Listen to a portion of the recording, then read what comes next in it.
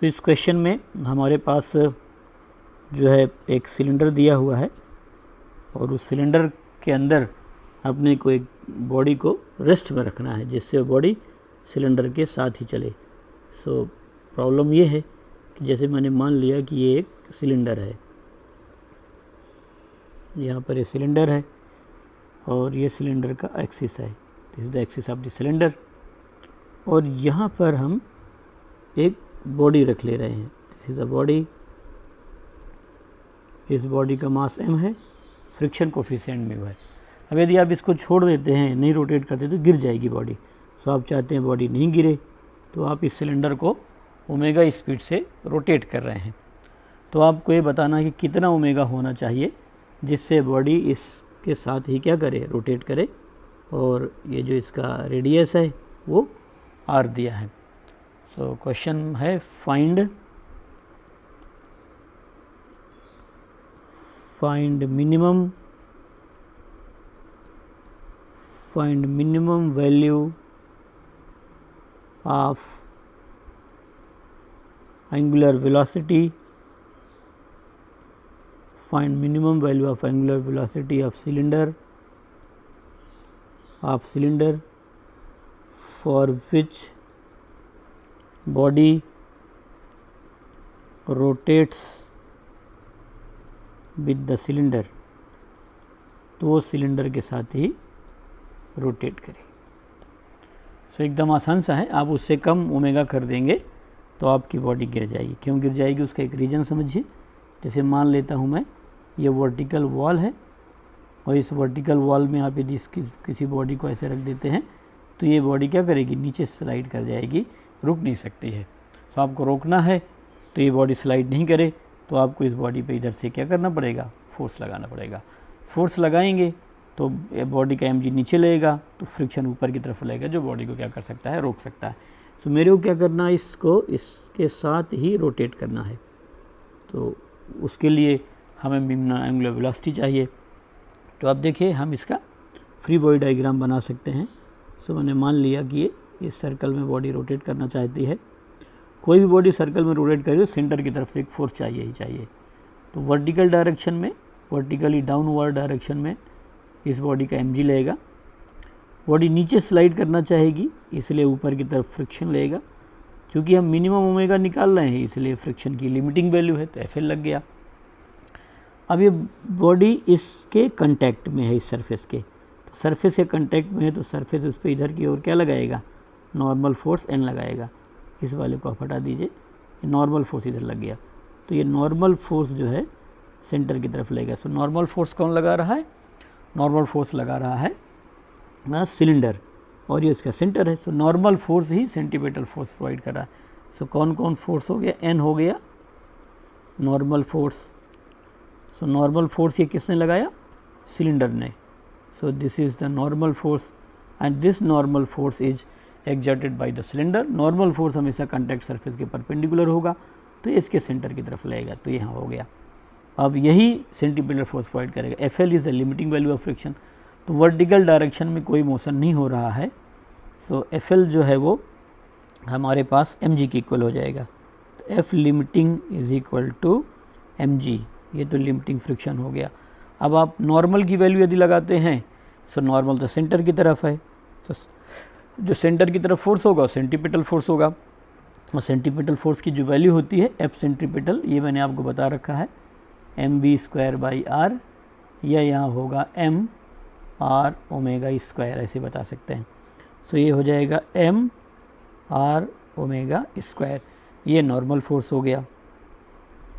अब अपने को ये बात पता है कि जो FL है लिमिटिंग फ्रिक्शन वो μ×n के इक्वल होता है, इसलिए FL की वैल्यू तो मैं यहाँ mg लिख दूँगा, ये μ है, और n की वैल्यू किसकी इक्वल है, m/r omega square. So m से m कैंसिल हो गया तो आपका ओमेगा यहाँ आ गया। So your omega is g divide by, यहाँ आप देख लीजिए ओमेगा यहाँ से लेंगे तो इधर g बचा, इधर μr हो गया। सो आप लेंगे g divide by μr, this is your omega. और ये मिनिमम वैल्यू है। मिनिमम वैल्यू क्यों है, क्योंकि ये फ्रिक्शन लिमिटिंग है। अब आप इससे ओमेगा कम करेंगे ओमेगा कम करते ही आपका नॉर्मल कम हो जाएगा, नॉर्मल कम होती लिमिटिंग फ्रिक्शन कम हो जाएगा, और वो लिमिटिंग फ्रिक्शन mg को बैलेंस नहीं कर पाएगा। सो आप जैसे जैसे ओमेगा बढ़ाते जाएंगे नॉर्मल फोर्स की वैल्यू बढ़ती चली जाएगी। जब वैल्यू बहुत ज़्यादा हो गई तो लिमिटिंग फ्रिक्शन जो है फ्रिक्शन से ज़्यादा हो जाएगा, और फिर हमारे यहाँ पर जो फ्रिक्शन लग रहा होगा वो स्टैटिक लग रहा होगा। सो ये मिनिमम ओमेगा है, this is the minimum value. इससे कम कर देंगे तो बॉडी नीचे स्लाइड कर जाएगी, इससे ज़्यादा कर देंगे तो लिमिटिंग फ्रिक्शन की जगह स्टैटिक फ्रिक्शन लगने लगेगा। ये इसका एक तरीका है। हम क्या कर सकते थे, इसको अल्टरनेटिव तरीके से भी सोच सकते थे कि हम जो है हमें पता नहीं है कि वो लिमिटिंग है कि नहीं है। सो आप देखिए, यदि मैं इसको सॉल्व करूं, दूसरा मेथड मतलब है एक ही चीज़, बट हम एक अल्टरनेटिव तरीके से भी इस क्वेश्चन को सोच सकते थे। ये मैंने बना लिया, ये इसका सेंटर है, सेंटर की तरफ नॉर्मल फोर्स लगेगा। सेंटर की तरफ जब तक कोई फोर्स नहीं लगेगा तब तक बॉडी कभी भी सर्कुलर मोशन परफॉर्म नहीं कर सकती है, ये इसेंशियल कंडीशन होती है। इधर की तरफ लग गया फ्रिक्शन, अब मैंने लिमिटिंग नहीं लिखा, F लिख दिया लिमिटिंग फ्रिक्शन, और ये चूँकि बॉडी रेस्ट में है तो ये स्टैटिक फ्रिक्शन है। So it is our static friction. अब होगा क्या, नॉर्मल जो है उसकी वैल्यू आएगी mr ओमेगा स्क्वायर, ये आ गया, और F जो है वो mg के इक्वल होगा, क्योंकि बॉडी रेस्ट में है, ना तो बॉडी ऊपर स्लाइड कर रही ना नीचे स्लाइड कर रही। सो F इज़ इक्वल टू किसके इक्वल हो गया, mg के। अब आप यहीं से FL निकाल सकते हैं, लिमिटिंग फ्रिक्शन। लिमिटिंग फ्रिक्शन हमेशा FL is always is equal to mu n, तो ये हो जाएगा, और आप यहाँ पर उसकी वैल्यू लिख दीजिए।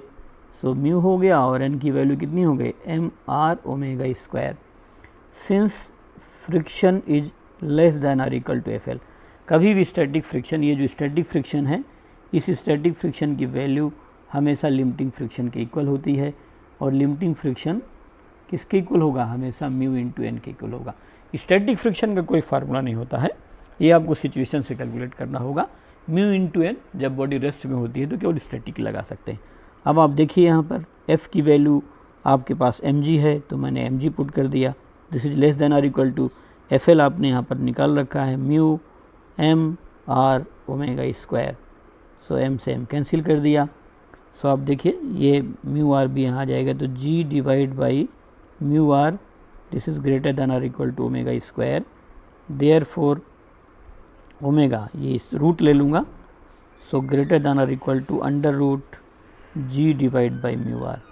सो अब देखिए greater than or equal to आ रहा है, यहाँ पर इसकी जो वैल्यू आएगी, सो मिनिमम वैल्यू कितनी आ गई, इक्वल वाली आ गई। So therefore omega minimum इससे कम हो ही नहीं सकती क्योंकि greater than or equal to है, so g by mu R. So आप ऐसे सॉल्व कर सकते हैं, तो इतना कम से कम ओमेगा है, ये आ गया। यदि कोई पर्टिकुलर ओमेगा अपने को देता है तो आप वहाँ से फ्रिक्शन निकाल सकते हैं।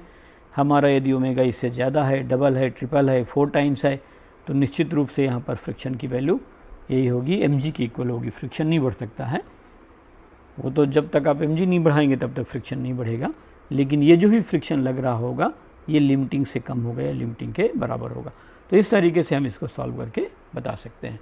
सो हमारा क्वेश्चन ये था कि एक सिलेंडर है, उस सिलेंडर के कंटैक्ट में हम एक बॉडी को रख दिए और हम सिलेंडर को रोटेट कर दिए। तो जब तक सिलेंडर रोटेट करता रहेगा एक ऑप्टिमम ओमेगा मिनिमम होगा, जो किसके इक्वल होगा, under root g by mu R के बराबर होगा। यदि आप इससे कम जो है प्रोवाइड करते हैं एंगुलर वेलोसिटी ओमेगा, तो आपकी बॉडी नीचे स्लाइड कर जाएगी। सो इस क्वेश्चन में हमारे पास एक डिस्क रखी है, हॉरिजॉन्टल डिस्क है, जो अपने वर्टिकल एक्सिस के अबाउट रोटेट करेगी। तो हमें उस डिस्क को रोटेट करना है, सो हम कितनी मैक्सिमम एंगुलर वेलोसिटी से रोटेट करें जिससे पार्टिकल उस पर रेस्ट पे रहे। ये कोई एक डिस्क हो गई, ये हमारे पास डिस्क है, ये इसका सेंटर है, this is it's vertical axis, और हमें ये ओमेगा जो है अभी आगे निकालेंगे हम कि कितना ओमेगा से रोटेट करें। और प्रॉब्लम ये है कि इसके एकदम एज में यहाँ एक पार्टिकल रखा हुआ है, फ्रिक्शन कोफिशिएंट म्यू है, पार्टिकल का मास m दिया हुआ है, और इसके जो रेडियस है वो डिस्क की रेडियस मैं इधर बना देता हूँ। So radius of the disc is r। तो हॉरिजॉन्टल डिस्क है, डिस्क हमारी जो है वो हॉरिजॉन्टल है। So this is our horizontal disc, और फ्रिक्शन कोफिशिएंट म्यू दिया हुआ है। सो एंगुलर वेलोसिटी, अब हम जैसे डिस्क को रोटेट करेंगे तो डिस्क के साथ ये पार्टिकल रोटेट करेगा। यदि कोई पार्टिकल सर्कल में चक्कर लगा रहा है तो सेंटर की तरफ फोर्स चाहिए, mg नीचे लेगा, नॉर्मल ऊपर लेगा, ना तो mg सेंटर की तरफ होगा ना नॉर्मल सेंटर की तरफ होगा। क्यों? बिकॉज डिस्क हॉरिजेंटल है तो mg और नॉर्मल दोनों वर्टिकल हैं, वर्टिकल फोर्स का हॉरिजेंटल कंपोनेंट नहीं आ सकता। सो सिर्फ और सिर्फ कौन सेंटीपिटल फोर्स प्रोवाइड करेगा? फ्रिक्शन। यदि ये स्मूथ डिस्क होती या पार्टिकल और डिस्क के बीच में फ्रिक्शन फोर्स नहीं होता तो आप डिस्क रोटेट करते तो आपकी डिस्क तो घूम जाती लेकिन पार्टिकल वहीं पर रह जाता। डिस्क के नीचे, पार्टिकल के नीचे से डिस्क रोटेट करती रहती। सो इस क्वेश्चन में हमें निकालना है find maximum angular velocity, find maximum angular velocity of disc for which particle rotates with the disk। यदि आप इससे ज़्यादा करेंगे तो पार्टिकल डिस्क से बाहर आ जाएगा। बाहर क्या मतलब? डिस्क नीचे से स्लिप करने लगेगी तो उसके साथ रोटेट नहीं करेगा। तो ये एकदम आसान से क्वेश्चन है। सबसे पहले FVD बनाएंगे। सो हॉरिजेंटल सर्कुलर मोशन है तो मैंने एक हॉरिजेंटल सर्कल बना लिया यहाँ पर, ये सेंटर है, यहाँ ये मान लिया दिस इज़ अवर पार्टिकल। चूँकि रोटेट कर रहा है तो सेंटर की तरफ एक फोर्स होगा, ये फोर्स इस बार अब फ्रिक्शन होगा तो लिमिटिंग फ्रिक्शन ही लगेगा, मैक्सिमम है मतलब स्टैटिक फ्रिक्शन लगा। चूँकि वो रोटेट नहीं कर रही तो मैंने लिमिटिंग वैल्यू लिख दिया, नीचे की तरफ mg, ऊपर की तरफ नॉर्मल। सो नॉर्मल तो mg के इक्वल होगा, डिस्क रोटेट करे या नहीं रोटेट करे इससे कुछ लेना देना नहीं होगा, तो नॉर्मल mg के इक्वल हो गया। अब सेंटर की ओर कौन सा फोर्स लग रहा है? लिमिटिंग फ्रिक्शन लग रहा है ना। So when speed is maximum then the friction is FL। अब यदि मैक्सिमम से कम कर देंगे तो फ्रिक्शन जो है वो स्टैटिक हो जाएगा। सो जो लिमिटिंग फ्रिक्शन है, क्योंकि ये सेंटर की तरफ लग रहा है तो ये सेंट्रीपिटल है and centripetal force is mr omega square. अब जो FL है वो हमेशा म्यू इंटू n के बराबर होता है तो म्यू n कर दिया, mr ओमेगा स्क्वायर। अब म्यू n की वैल्यू किसकी इक्वल कर दूंगा? mg के, और यहाँ हो जाएगा mr ओमेगा स्क्वायर।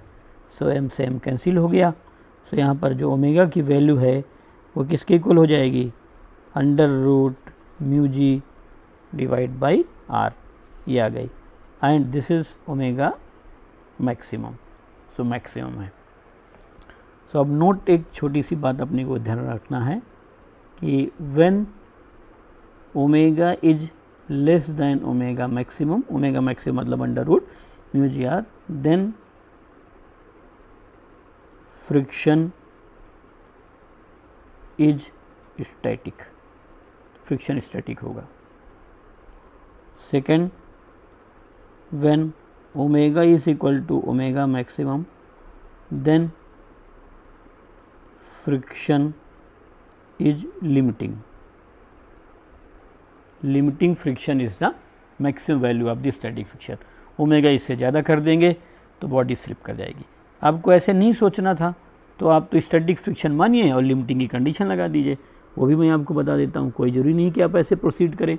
आप तो ये मान लीजिए कि हमारी डिस्क रोटेट कर रही है, हमें पता नहीं है कि वो लिमिटिंग फ्रिक्शन है कि नहीं है, क्योंकि यदि कोई बॉडी रेस्ट में है तो ज़रूरी थोड़ा होता है कि उसमें फ्रिक्शन लिमिटिंग लगे, उसमें तो फ्रिक्शन लगेगा जो स्टैटिक होगा। अब ये मैंने बनाया तो इधर की तरफ तो फ्रिक्शन लगा, ये this is your friction, static friction है ये, क्योंकि हमारी जो बॉडी है, जो पार्टिकल है वो डिस्क पर स्लिप नहीं कर रहा। नीचे की तरफ क्या लगेगा? नीचे की तरफ mg लग जाएगा और ऊपर की तरफ यहाँ नॉर्मल लग जाएगा। सो जो नॉर्मल है वो किसके इक्वल हो गया? mg के, और जो फ्रिक्शन है F वो किसके इक्वल हो जाएगा? mr ओमेगा स्क्वायर के इक्वल हो जाएगा, mr ओमेगा स्क्वायर, ये होगा ही होगा। अब एक बात और है कि जो FL है वो म्यू इंटू n होता है। सो म्यू इंटू n तो किसके इक्वल हो जाएगा? म्यू mg के। अब एक कंडीशन लगाएंगे कि जो हमारा स्टैटिक फ्रिक्शन है that is less then RFL, इसमें कोई दिक्कत नहीं। तो जो फ्रिक्शन लगा वो कौन सा फ्रिक्शन है? स्टैटिक है। अब कोई मैक्सिमम है कि नहीं है, और वो ओमेगा से रोटेट कर रहा था। अब आप F की वैल्यू पुट करेंगे, so this is mr omega square less than or equal to mu mg। So m से m कैंसिल हो गया, सो जो ओमेगा है that is less than or equal to under root mu G divide by R. तो आप देखिए less than or equal to आ रहा है, सो मैक्सिमम तो इक्वल ही हुआ, सो ये आ जाएगा मैक्सिमम जो वैल्यू है वो म्यू जी बाई आर। तो इसमें अपने आप आ जाएगा कि मैक्सिमम की कंडीशन है या मिनिमम की है। सो आप तो ये मानिए कि रेस्ट में है, रेस्ट में तो फ्रिक्शन लगेगा स्टैटिक, और कोई भी फोर्स जो सेंटर की तरफ लगेगा उसकी वैल्यू जो है M V square by R या एम आर ओमेगा स्क्वायर होगी। तो यहाँ पर किसने सेंटीपिटल फोर्स प्रोवाइड किया? फ्रिक्शन ने। क्या नॉर्मल सेंटीपिटल फोर्स प्रोवाइड कर सकता है? तो नहीं कर सकता। क्यों नहीं कर सकता? क्योंकि नॉर्मल वर्टिकल लग रहा है और हमारा जो मोशन है वो हॉरिजॉन्टल सर्कल में है। क्या M G centripetal force provide कर सकता है? तो हमारा आंसर होगा कि नहीं कर सकता है। क्यों? क्योंकि दोनों वर्टिकल हैं और मोशन हॉरिजॉन्टल है। सो यहाँ एक छोटा सा नोट लिखेंगे हम। नोट में क्या लिखेंगे? नॉर्मल एंड एम जी, ये थोड़ा सा गैप दे दिया जाए। Normal and M G can not provide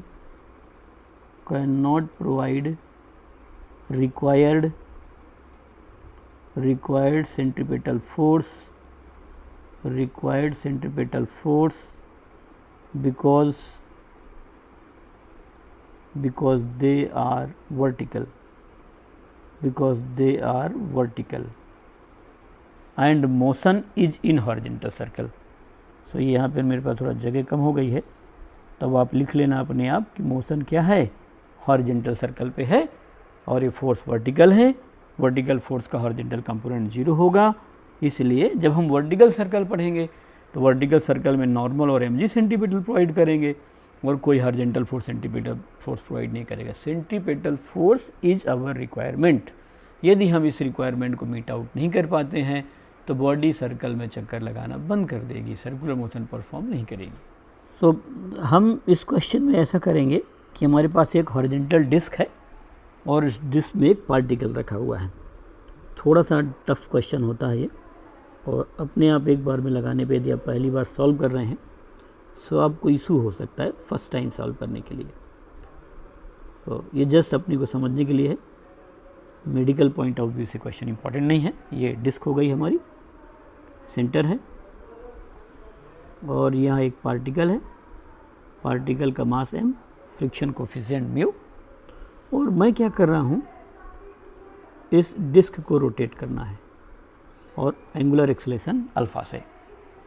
so question ये है कि disc starts rotating with constant angular acceleration from rest से रोटेट करती है। find the time when particle slips from the disk। find the time when particle slips from the disk। So particle जो है वो disc से कब slip कर जाएगा ये हमें बताना। अच्छा, स्लिप क्यों किया? क्योंकि जब आप डिस्क को रोटेट करेंगे फ्रिक्शन है तो इस पार्टिकल पर फ्रिक्शन फोर्स लगेगा। जैसे जैसे आप ओमेगा बढ़ते जाएंगे सो सेंटीपिटल फोर्स की रिक्वायरमेंट बढ़ती जाएगी तो फ्रिक्शन ही बढ़ता जाएगा। लेकिन फ्रिक्शन की अपनी एक लिमिट है, जब फ्रिक्शन अपनी लिमिटिंग वैल्यू पर पहुंच जाएगा तो ये रोटेट करना बंद कर देगा, मतलब स्लिप करेगा, उसके साथ नहीं चल सकता, क्योंकि आपने ओमेगा बढ़ा दिया तो रिक्वायर्ड सेंटीपिटल फोर्स बढ़ गया। अब रिक्वायरमेंट तो ज़्यादा हो गई लेकिन वो मीट आउट नहीं कर पा रहा, इसलिए वो स्लिप कर जाएगा। सो इधर की तरफ तो ये क्या लगेगा, फ्रिक्शन फोर्स लगेगा। मतलब ये अभी देखते हैं, ये थोड़ा सा अपने को समझना पड़ेगा बहुत ठीक से कौन सा फोर्स बनाना चाहता हूँ। ये सेंट्रीपिटल फोर्स है, this is centripetal force centre की तरफ, और इधर ये नॉर्मल लगेगा और इस डायरेक्शन में एम जी लगेगा। तो नॉर्मल और एम जी दोनों वर्टिकल हैं, सो नॉर्मल तो एम जी के इक्वल हो गया। अब हो क्या रहा है कि इसमें जो है इसकी स्पीड जो है कांस्टेंट नहीं है, सो इसी टेंजेंट की तरफ ये टेंजेंशियल फोर्स भी लगेगा एफ टी। आप समझिए ये जो मैंने फोर्सेस बना रखा है उसमें अंतर है। अंतर क्या है कि ये जो Ft और Fc तो हॉरिजेंटल हैं और नॉर्मल और mg वर्टिकल हैं, वो यहाँ थोड़ा सा दिख नहीं रहा, बट ये बेसिकली ऐसे है, ये Fc है और इधर Ft है और फिर ये डैश डैश का मतलब ये उसके ऊपर है और डैश डैश का मतलब इसके नीचे है। सो ये Ft और Fc तो ये हैं, ये हो गया। तो इनका रिजल्टेंट जो फोर्स है वो फ्रिक्शन फोर्स होगा। सो F सेंट्रीपेटल आप लिख सकते हैं, सेंट्रीपेटल फोर्स जो होगा F सेंट्रीपेटल वो किसके इक्वल होगा, mr ओमेगा स्क्वायर के। अब आप देखिए ओमेगा कैसे बता सकते हैं, ओमेगा होगा omega naught plus alpha T, omega naught 0 है तो 0 प्लस अल्फ़ा टी, इसलिए ओमेगा तो किसके इक्वल हो गया, अल्फ़ा टी के बराबर हो गया। सो आप F सेंट्रीपेटल लिख देंगे, mr और ओमेगा हो जाएगा अल्फ़ा स्क्वायर टी स्क्वायर। अब F टेंजेंशियल किसके इक्वल होगा, टेंजेंशियल फोर्स होता है m into A T, F tangential A T और ए टी होगा m r into alpha. Non uniform circular motion में मैंने आपको बताया था कि सेंट्रीपेटल फोर्स भी लगेगा और टेंजेंशियल फोर्स भी लगेगा, दोनों लग गए। सो अब आप यहाँ पर नेट फोर्स लिख सकते हैं। सो नेट फोर्स जो है F है वो किसके इक्वल होगा, F centripetal square plus F tangential square. अब आप यहाँ से बता सकते हैं नेट फोर्स है कौन, फ्रिक्शन प्रोवाइड कर रहा है, तो this resultant force is the friction force, और कोई फोर्स ही नहीं है भाई। इस पार्टिकल और डिस्क के बीच में केवल 3 फोर्स लगेंगे, कौन कौन सा, नॉर्मल डिस्क लगाएगी, mg अर्थ लगाएगी और डिस्क और पार्टिकल के बीच में एक फ्रिक्शन, तो केवल 3 फोर्स होंगे। तो ये जो हमने 4 फोर्स बना रखा है ये फ्रिक्शन के कंपोनेंट है। So centripetal force is also provided by the friction, क्योंकि नॉर्मल और mg वर्टिकल है तो ये दोनों सेंट्रीपेटल प्रोवाइड नहीं कर सकते। अब यह है कि लगातार इसका ओमेगा बढ़ता जा रहा है क्योंकि आपके पास एक्सेलेरेशन है, जब भी एंगुलर एक्सेलेरेशन होगा तो आपकी एंगुलर वेलोसिटी चेंज होगी, यहाँ पर हम उसको बढ़ा रहे हैं। तो यदि लगातार ओमेगा बढ़ता जा रहा है तो नॉन यूनिफॉर्म सर्कुलर मोशन हो गया, जिसकी वजह से टेंजेंशियल फोर्स होंगे। तो this tangential force and centripetal force is being provided by the friction. तो ये फ्रिक्शन ही है और फ्रिक्शन की जो वैल्यू है वो लिमिटिंग फ्रिक्शन ही है, यहाँ पर अपनी लिमिट पर पहुँच जाएगा क्योंकि हमें तो मैक्सिमम चाहिए कहाँ तक है, तो लिमिटिंग मान तो इस FL की जगह तो मैं क्या लिख देता हूँ, म्यू एन लिख देता हूँ और यहाँ पर लिख लूँगा मैं FC की जो वैल्यू है वो आपने पहले यहाँ निकाल रखा है, mr alpha square T square का होल स्क्वायर प्लस mt है किसके equal, mr alpha ft is equal to mr alpha whole square. So आप n की वैल्यू mg की इक्वल है तो यहाँ लिख देंगे म्यू mg और इसका कर देंगे स्क्वायर तो रूट ख़त्म हो जाएगा और यहाँ हो जाएगा mr square alpha square T to the power 4 plus m square r square alpha square. So आप देखिए m स्क्वायर से तो आप कैंसिल हो जाएगा, ये भी m स्क्वायर ही है तो ये स्क्वायर से कट गया। अब आपको तो t निकालना था, सो आप जब t की वैल्यू निकालेंगे तो आप देखिए कितना आसानी से बता सकते हैं। यहाँ क्या बच गया, mu square g square minus ये उधर चला गया r square alpha square and divide by t के अलावा क्या बचता है, r square alpha two the power 4 और ये t टू द पावर 4 था इसलिए आ जाएगा 1/4। तो इस तरीके से बता सकते हैं mu square g square minus r square alpha square by r square alpha two the power 4 divide by this. ये लीजिए भाई, थोड़ा सा कठिन क्वेश्चन है, आप चाहें तो स्किप कर सकते हैं। कॉन्सेप्ट क्लियर करने के लिए मैंने आपको बताया था कि जब भी कभी नॉन यूनिफॉर्म सर्कुलर मोशन होगा, सर्कुलर मोशन है तो डायरेक्शन तो वेलोसिटी की ज़रूर बदलेगी, डायरेक्शन बदलेगी तो उसको जैसे मान लेते हैं यहाँ रोटेट का तो डायरेक्शन बदलेगी, तो डायरेक्शन बदलने के लिए भी एक फोर्स चाहिए, वो सेंटर की तरफ होगा, वो सेंट्रीपेटल है। अब आप हमेशा क्वेश्चन ये पूछिए कि कौन सा फोर्स, कौन सा रियल फोर्स ऐसा है जो सेंट्रीपेटल प्रोवाइड कर सकता है। तो रियल फोर्स कौन कौन से, mg है, टेंशन है, नॉर्मल है, फ्रिक्शन है, स्ट्रिंग का फोर्स है, इससे ज़्यादा कोई फोर्स ही नहीं है। तो ये इनमें से कोई ना कोई फोर्स हो गए। अब भाई क्वेश्चन ये था कि नॉर्मल और mg तो वर्टिकल हैं और मोशन हमारा हॉरिजॉन्टल सर्कल में, तो ये दोनों तो सेंट्रीपेटल फोर्स प्रोवाइड कर नहीं पाएंगे, इसलिए जो सेंट्रीपेटल फोर्स प्रोवाइड करेगा फ्रिक्शन।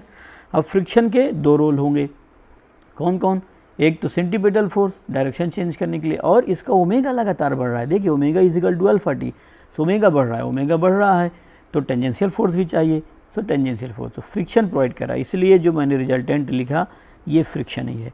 सो ये जो मैंने रिजल्टेंट फोर्स लिख रहा हूँ ना, दिस इज़ फ्रिक्शन, और इसकी जो मैक्सिमम वैल्यू है वो लिमिटिंग फ्रिक्शन है। तो ऐसे आप इसको सॉल्व कर सकते हैं। थोड़ा सा कठिन क्वेश्चन होता है, फर्स्ट टाइम लर्नर के लिए डिफ़िकल्ट होता है। सो इस क्वेश्चन में कोनिकल पेंडुलम हमें दिया है और टाइम पीरियड निकालना है। सो कोनिकल पेंडुलम क्या होता है ये मैं आपको एक बार समझा देता हूँ। ये है, और जैसे मान लिया कि हम एक रस्सी बांध करके एक पार्टिकल को रोटेट करते हैं तो कौन बना रहा होगा। सो ये यहाँ से कोई इस तरीके से एक ही स्ट्रिंग है और पार्टिकल यहाँ रस्सी से बांध करके आप हॉरिजॉन्टल सर्कल में चक्कर लगाते हैं। तो चूँकि वो कोन बना रहा होता है इसलिए उसके हम कोनिकल पेंडुलम बोलते हैं। ये इसका एंगल थीटा मैंने मान लिया, स्ट्रिंग की लेंथ एल मान लेता हूँ, यहाँ पर कोई पार्टिकल है, सो पार्टिकल है मास एम का, और ये हाइट दिया है पॉइंट ऑफ सस्पेंशन से सर्कल के सेंटर तक की जो हाइट। सो अपने को टाइम पीरियड निकालना है। So particle is rotated, particle is rotated in horizontal circle, in horizontal circle, in horizontal circle. Find time period, find time period of rotation, find time period of rotation. So rotation का time period निकालेंगे हम।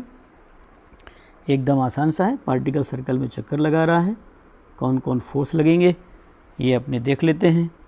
सो horizontal and vertical पहले बना लिया जाए। सो M G तो vertical लगेगा ही लगेगा, कोई दिक्कत नहीं है। स्ट्रिंग किसी एंगल पर है, सो ये किसी एंगल पर है वर्टिकल से, सो स्ट्रिंग का टेंशन टी हो गया, वर्टिकल से थीटा एंगल हो गया, और कोई फोर्स लगेगा नहीं। फिर आप इनके कंपोनेंट बना लीजिए। सो अब जब कंपोनेंट बनाएंगे तो इधर की तरफ टी कॉस थीटा हो गया, इधर की तरफ ये एम जी हो गया, और ये जो हमने बनाया है इधर वो क्या हो गया टी साइन थीटा, बस हो गया, यही फोर्स है। और सर्कुलर मोशन में जैसे लगा रहा चक्कर, ये हॉरिजॉन्टल सर्कल है, हॉरिजॉन्टल है।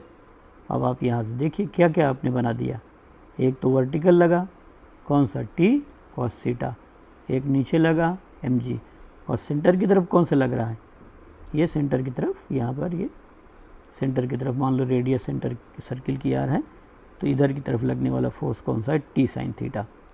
सो T sine theta provides necessary centimetre force. अब कुछ छोटी मोटी ज्योमेट्री का काम पड़ेगा हमारा, तो एक ट्रायंगल से आप देख लीजिए, साइन थीटा जो है वो आर बाई एल के इक्वल है, इसलिए जो आर की वैल्यू हो जाएगी वो एल साइन थीटा होगी। कॉस थीटा की जो वैल्यू है कॉस थीटा, यहाँ से आप देखेंगे सो एच बाई एल हो जाएगा, एच बाई एल, इसलिए एच की जो वैल्यू है वो एल कॉस थीटा हो गई। अब एक तो आपको ये पता लगाना है T cos theta M G के इक्वल होगा। क्यों एम जी के इक्वल होगा, क्योंकि वर्टिकल में कोई मोशन नहीं है, फर्स्ट हो गया। टी साइन थीटा सेंटर की ओर लगने वाला फोर्स ही सेंटीमीटर फोर्स प्रोवाइड करेगा, और वो M V square by R के इक्वल होगा। बी नहीं लिखना तो ओमेगा लिख सकते हैं, so M R omega square, ये जो हो गया। अब आप इक्वेशन 2 से इक्वेशन 1 को डिवाइड कर दीजिए। So equation 2 divide by equation 1, divide करेंगे टी से टी कट जाएगा, sine theta divide by cos theta is equal to tan theta, direct लिख रहा हूँ, एम से एम कट जाएगा, सो ये आ जाएगा R omega square divide by G. अब आप आगे टेन थीटा की जगह पर वैल्यू पुट कर दीजिए, तो टेन थीटा की जगह पर किसके इक्वल हो जाएगा, टेन थीटा की जगह पर हो जाएगा आर बाई एच। सो मैं क्या करता हूँ, टेन थीटा की जगह पर तो आर बाई एच लिख देता हूँ। सो यहाँ लिख दिया मैंने टेन थीटा की जगह पर आर बाई एच, और यहाँ पर आप देखिए कितना था ये R omega square by G, so it is R omega square by G, R से आर कैंसिल हो गया। सो अब देखिए एंगुलर वेलोसिटी ओमेगा आ गई, ओमेगा किसकी इक्वल हो गई under root G H, this is the angular velocity. और टाइम पीरियड कितना टाइम लगेगा, तो time period is equal to 2 pi by omega, time period is the 2 pi by omega. अब आप इसकी वैल्यू पुट कर देंगे ओमेगा की, सो यहाँ पर हो जाएगा 2 pi by under root G H, ऐसे एच बाई जी। यहाँ कुछ मतलब मेरे को लगता है कि हाँ ये थोड़ा गड़बड़ हो गया, ओमेगा जो है वो g/h आ जाएगा, इधर जाएगा, छोटी छोटी मिस्टेक हो जाती हैं, तो g/h आ गया। तो t = 2π यहाँ रखेंगे, ओमेगा की वैल्यू रखेंगे तो ऊपर चला जाएगा अंडर से, तो किसके इक्वल हो जाएगा, h/g के इक्वल हो गया। अब मान लो हाइट नहीं दिया हुआ है तो h की वैल्यू रख देंगे, तो h की वैल्यू मैंने उधर कैलकुलेट कराया था, तो h था L cos थीटा, तो यहाँ पर आ जाएगा L cos θ/g। तो यदि लेंथ और थीटा देता है तो L cos θ/g, हाइट देता है तो h/g आप लिख देंगे। जो भी दिया हो तो आप यहाँ पर टाइम पीरियड लिख सकते हैं। टाइम पीरियड और टेंशन में यदि आपको प्रॉब्लम हो तो TP लिख लीजिए, TP is the time period and T is the tension. So ऐसे इस तरीके से हम इस क्वेश्चन को आसानी सॉल्व कर सकते हैं। अब ये डिपेंड करेगा कि आपको क्या क्या दिया है। थीटा और L देगा तो आपका आंसर, थीटा और L देगा तो आपका आंसर ये होगा। केवल H दे दिया तो आपका आंसर कितना हो जाएगा, h/g। सो टेंशन निकालना या टाइम पीरियड निकालना आप ये देख सकते हैं। टाइम पीरियड का मतलब होता है time taken by particle to complete one revolution. So यहाँ पर नोट करके मैं आपको लिखा देता हूँ कि टाइम पीरियड क्या है। हमने टाइम पीरियड क्या लिखा, क्योंकि हमेशा यदि सेम टाइम ले रहा है तो हम उसके लिए पीरियड दिखा सकते हैं। तो time period, the time taken